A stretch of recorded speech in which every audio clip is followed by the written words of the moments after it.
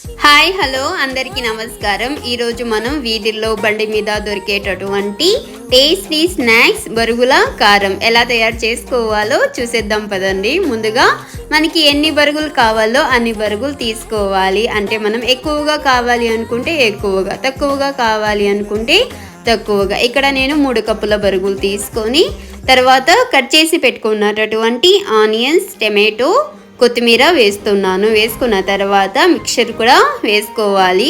ఇలా వేసుకున్న తర్వాత కొద్దిగా red chilli powder are green chillies రెండిట్లో ఏదైనా వేసుకోవచ్చు. వేసుకున్న తర్వాత బాగా కలుపుకొనేసేయాలి.